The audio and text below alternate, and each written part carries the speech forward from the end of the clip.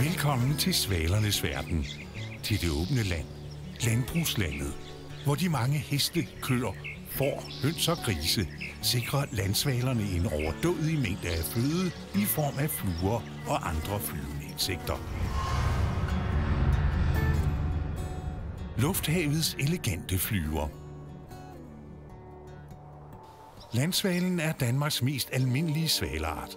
Den er let at kende på den slanke krop, den røde pande, det røde bryst, de lange bagudrettede vinger og endelig på halen med de forlængede halefjer. Landsvanen kommer til Danmark i marts-april måned for at yngle, og svalerne har travlt med at finde mage, etablere rede, lægge æg, ruge og opfostre unger. Rederne bygger de ofte op under loftet i staldbygninger og udhuse. Her lægger landsvalen sine 4-5 plettede æg, og efter en rugeperiode på 2 uger klækkes æggene. Ungerne vokser hurtigt, og allerede efter 3 uger er de flyvefærdige. Men hvor er svalerne, når de ikke er i Danmark? Ja, i gamle dage troede man, at de gravede sig ned på bunden af søer og åer og gemte sig der, indtil det igen blev forår.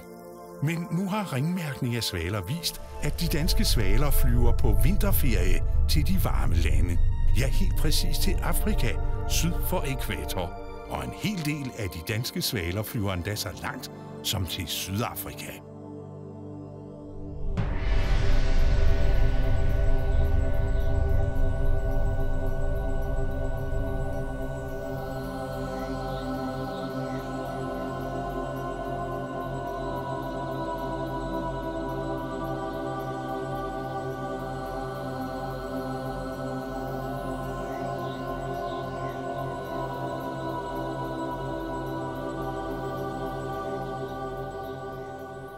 At landsvalen flyver helt til Afrika skyldes de store savanneområder, som rummer utrolige mængder af græssende dyr, og dermed enorme mængder af flyvende insekter.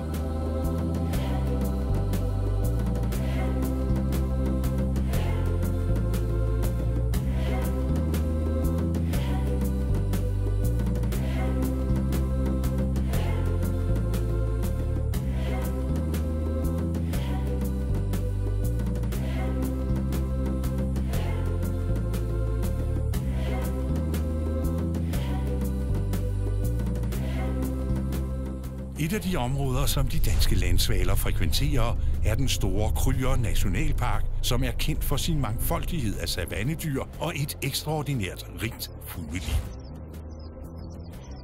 Op mod 520 forskellige fuglearter er samlet i Kryger Nationalpark fra oktober til marts. Hertil kommer de mange savannedyr, der er markant forskellige fra dem, som landsvalen ser i sit sommerkvarter.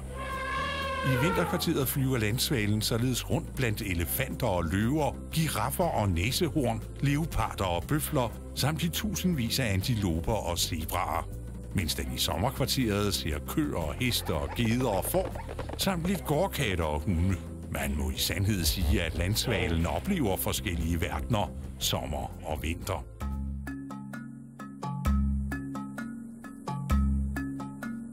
Når landsvalen bliver tørstig, lander den ikke ved et vandhul. Den flyver lavt over et vandområde, en sø eller en å, og mens den flyver, drikker den. På meget varme dage er det set, at svaler lader kroppen ramme vandoverfladen, så fjerdragten bliver våd, for på den måde at nedkøle kropstemperaturen.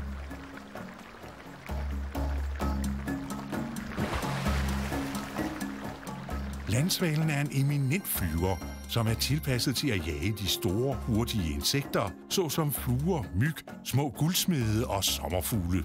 Den vejer kun ca. 20 gram, men har en imponerende tophastighed på helt op til 70 km i timen.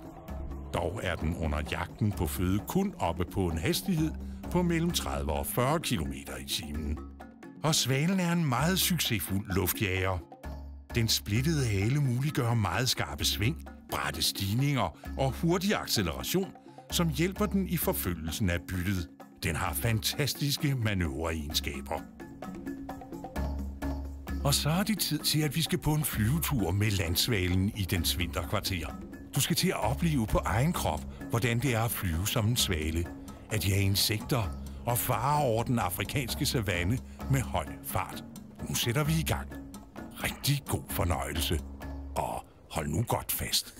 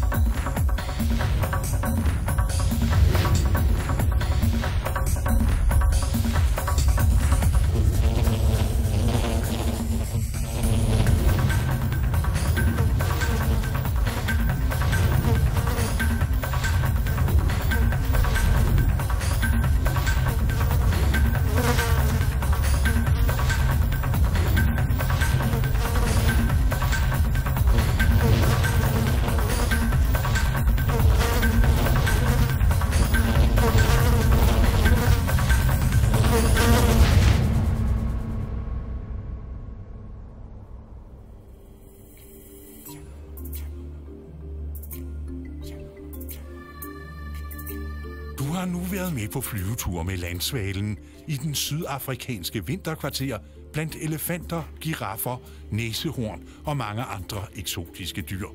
Men hvorfor forlader landsvalen egentlig dette sydafrikanske Eldorado for at yngle langt mod nord? Jo, når landsvalen er i Danmark for at yngle, er det tørketid i Afrika. Der er i denne tid langt færre flyvende insekter og stor konkurrence om føden. Derfor er det en god investering at tage den lange tur til Danmark, hvor det er sommer og hvor der er masser af føde i form af flyvende insekter. Så landsvalen tager det bedste fra to vidt forskellige verdener. En strategi, der har vist sig at bære, selvom det 2 gange årligt indebærer en meget lang flyvetur på op til 12.000 kilometer, tilbagelagt på en måned. Denne præstation kan du fundere lidt over næste gang du ser en landsvale.